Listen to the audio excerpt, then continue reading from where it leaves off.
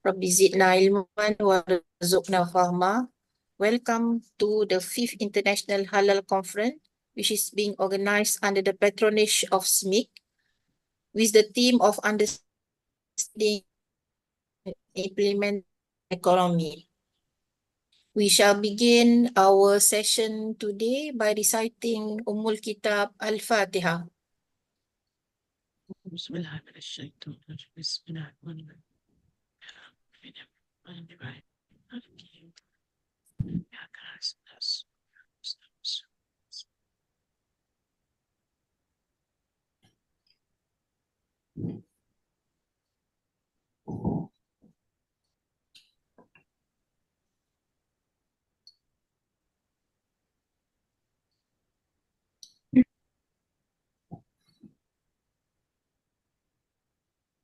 Warahmatullahi ta'ala wabarakatuh, and a very good afternoon and salam Ramadan.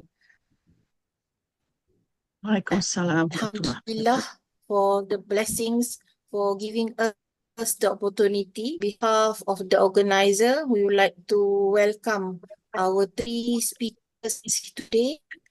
Okay, in discussing an important theme, understanding and implementing ethical frameworks in the global halal economy. Without further delay, I'd like to briefly introduce our prestigious speakers today. The first speaker will be Dr. NorSaidatul Akmar Mazelan, Chairperson for Energy Transition and ESG Working Group of Malaysian Oil and Gas Service Council, Board of Governors of ESG Malaysia, Vice President of Strategic Green Impact Council, Secretary General of Sustainable Business Network Association Malaysia, SustNET. And our second speaker is Dr. Zalina Zakaria, the Director of University of Malaya Halal Research Center from Department of Sharia and Law, University Malaya.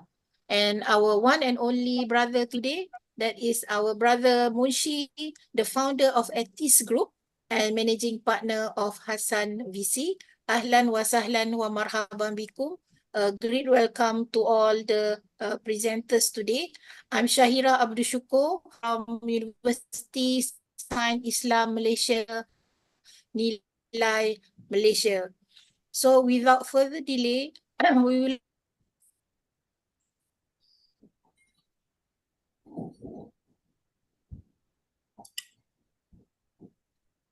on this area. Kindly invited, Doctor. Thank you very much. Assalamualaikum warahmatullahi wabarakatuh. I hope everyone is having the blessings of Ramadan today, and this is a great honor. I would like to thank the MC for the day, Shahira, for giving a good introduction about me. So that's very honorable. And of course, to my other fellow guest speakers, this is the first time we're meeting together, and Alhamdulillah, this is a good moment to get connected in the month of Ramadan. Now, my topic today, which has been prepared or which has been designed for me to share, is on sustainable entrepreneurship. All right. So allow me to give myself to show my slides, because that will help me to explain what is exactly that I want to share with everyone here today. So before that, I have been involved in sustainability, funding, assessment, entrepreneurship for a very, very long time. Now, part of the journey that I know many entrepreneurs went through the struggle of going up and down, the ups and downs of the business, and going to the journey of turmoil, and having a lot of, I call the spiritual element coming in to then start to address where are the elements and the problems in terms of our business. Now, coming to where I am, to the fact that I was once upon a time a government servant under the Ministry of Finance, we have been involved in project assessment in every aspect of the industry.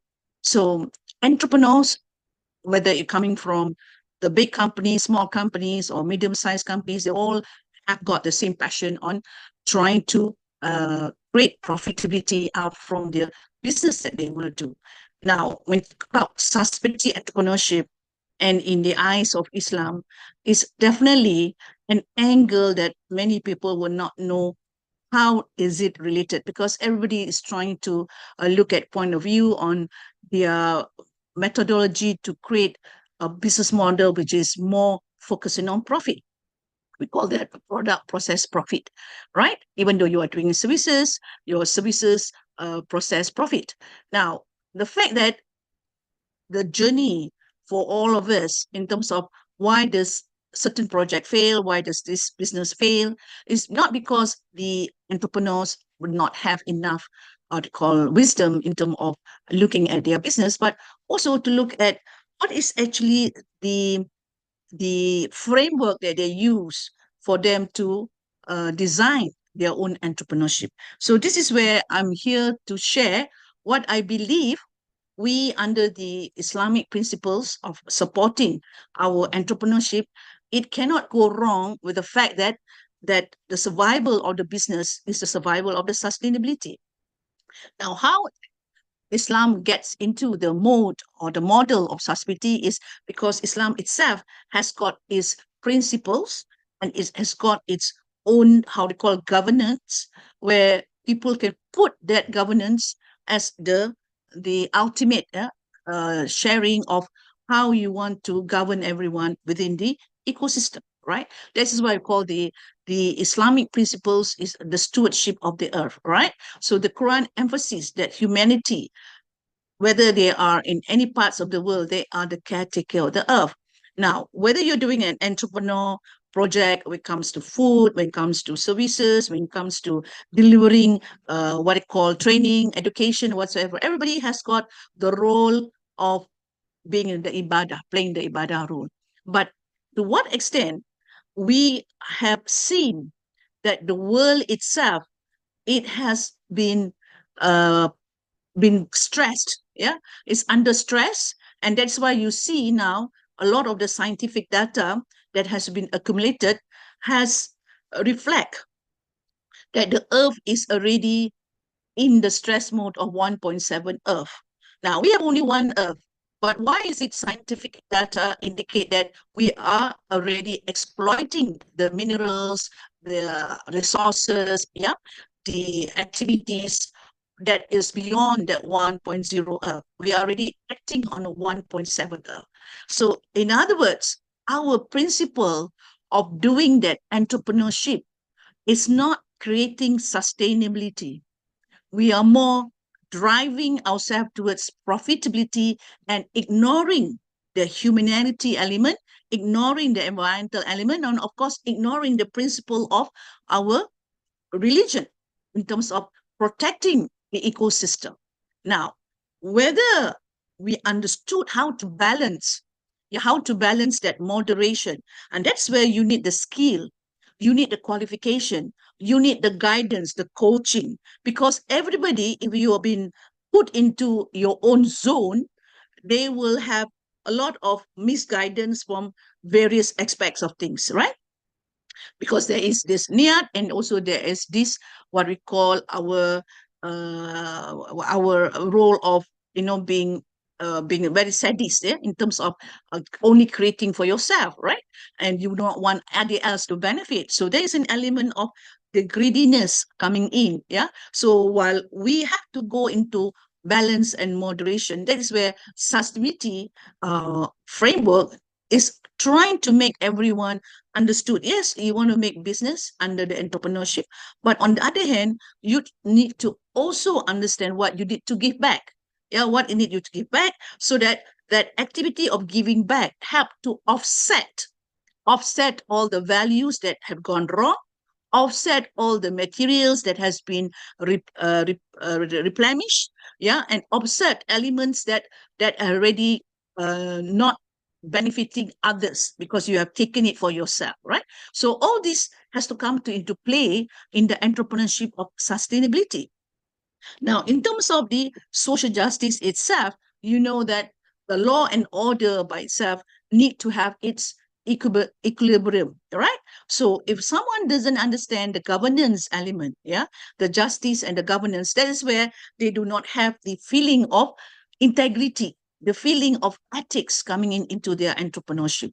Okay, so why we want to say that the Muslim community, they have the benefit of not just being an entrepreneur, but they have the values that they can integrate into their sustainability model, right? When I first encountered, I've been in the education of learning, yeah, because even though I'm from the government, I had the ability to study my masters, my PhDs in strategic management.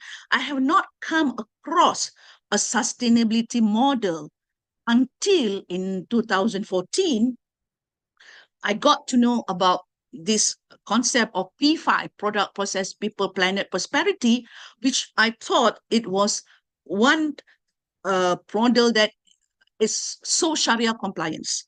And this was way back in 2015. And before 2014, I was involved in assessing many entrepreneurs, giving funding when I was involved in Malaysian Ventures. I was involved in the Multimedia Development Corporation, in giving grants to entrepreneurs. We did not had a successful, what it called model to review where can the entrepreneur go wrong. So this is where I'm saying that even though we have all the support to make the entrepreneur grows and become more success, there is always an element of that internal integration within the business model that is making a lot of the falling apart of the entrepreneurship, right? Because it's not being glued by the principle of values and the principle of ethics and the principle of sustainability. So this is where when I got to know about the P5 framework and I see that model fits in well with any businesses, with any types of industries, right? And because it has an engagement towards community, an engagement towards protecting the environment, that is what that has been missing in most of the business model, in most of the current business model, because people are still looking at product, process, profit. Now, this is where learning about how you want to look at the entrepreneurship as an agent for social ethical reform is very important. And there are many, many articles, I'm just citing a few here, that has already imposed or already discovered the relationship between Islamic values that has got sustainability element that goes beyond profit and achieving the social good. Now, we talk about process.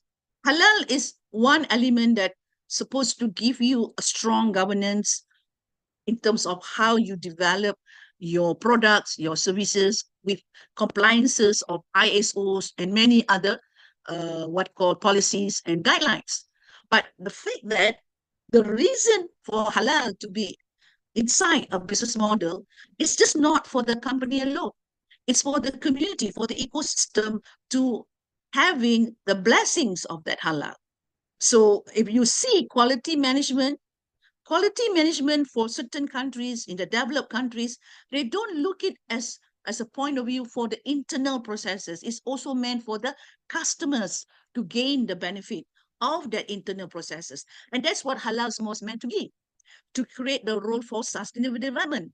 And now that we have 17 SDGs, the element of halal is just not to look at just one sector, that is, for example, job opportunity or looking at health and safety. It's supposed to ensure that the meaning of compliances under the scope of halal is to look at every aspect of our work activities. And this is the reason why I believe the forum today, it's supposed to give you the understanding that even though you are learning whatever that you are learning under your structured way of, of acquiring knowledge, and mostly these are for beginners because they don't have experience. They're just new, right? They just want to acquire knowledge and try to develop something out of that knowledge. But this is nothing wrong about it. And this is what learning is all about, starting from the basic, starting from the beginners. But we have to be reassured.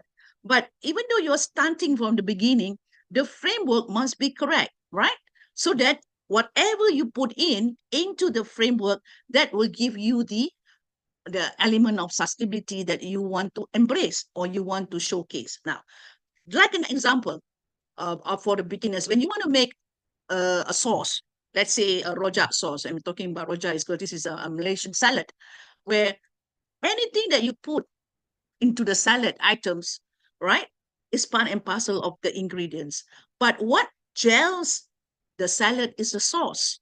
Now, if the sauce is not having the blending of elements that can equip everyone to be integrated, yeah, then the sauce will not play a role, and you will see that the whole salad is not tasty at all, and no one will buy it. So the element of what makes your role as being the owner of the sauce, you got to have that element of bringing back lots of values, not just looking at product process profit.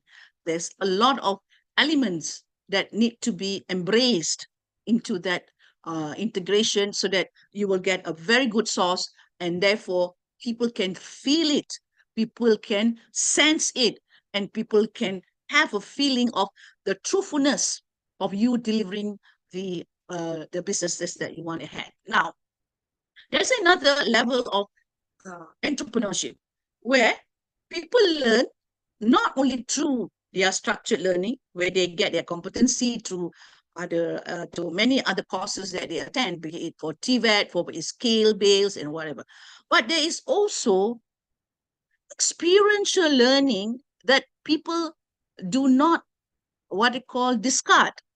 Now, once you have recognition of your own learning, meaning your learning is itself powerful for you to look at it as a source of learning, as a source of credentials. So this is where anyone out there who has got qualification and has also got experience can upgrade and upskill themselves. Yeah, because experiential learning is also a qualifier for their education. So this is where under the sustainable entrepreneurship, a lot of people, they have both. They have the qualification, they also have the experience. Now, what do you do under that entrepreneurship? You need to then make it even better as compared to an entrepreneur that is just learning through structured, only one direction, as compared to the hybrid that has got an element of a combination of experience. Now, if someone wants to go into an entrepreneurship that has got the principles of Islam, the principles of Halal, the principles of Sharia compliance.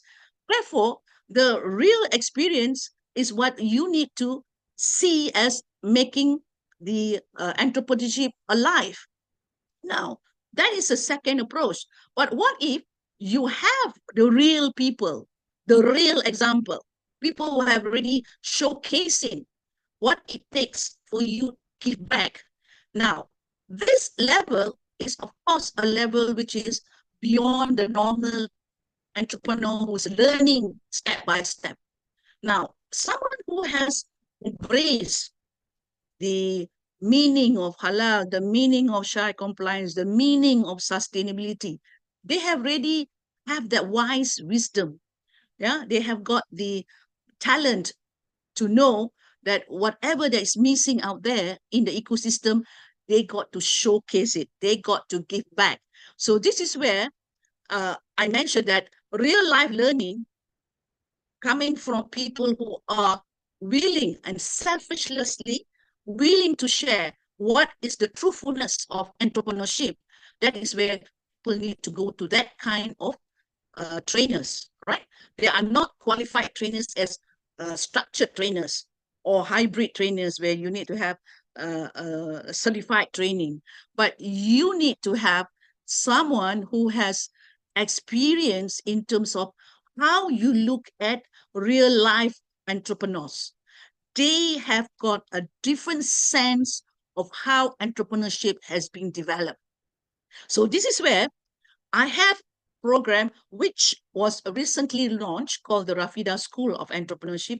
Now, the word Rafida here is not meaning to a name, but it has something related to my Umrah, which I had recently in Mecca, right? So I did my Umrah and I had a dream. I had a dream of this word, Rafida School of Entrepreneurship. And when I look at what I have been doing before and what I am doing now, I understood that Allah wanted to tell me whatever training that you do on entrepreneurship, people tend to focus on structured training, and this is where a lot of people doesn't want to go into that process of going to classroom, going to online learning. It's because it's so structured, but people want to have a feeling of, what if I have experience, can I qualify for something that I have done? So there is an element of assessment that qualifies them. And so that's where we also love to see people who are having that kind of entrepreneurship to be embraced with the right qualification. Last but not least, we have this group of people who have already benefited because they are the believer of the true entrepreneurship, right? So this is where we call, they are the change makers. They are the one who make things outside the box. They are the one who look at things that are beyond the imagination of a normal structured school. All right. So because they are the real learners who experience from whatever it takes. So here, this is what I want to show to you. What I have been all this while looking at some of my entrepreneurs who have reached that level of giving back. When I say giving back, level of not only giving the true learning about the entrepreneurship, but giving them the real life, how to call sustainability element. Yeah, when we say sustainability, what's sustainable? It's not a meaning, right? It's not a meaning that give to you for you to learn. It is a meaning for you to feel true essence of. Yeah, yeah. Yeah. Uh, okay. I think we got to mute someone. All right. So therefore, these are some examples of our entrepreneurs that I believe they have reached certain altruism, we call that, right? So I have people who wants to learn about poultry farming.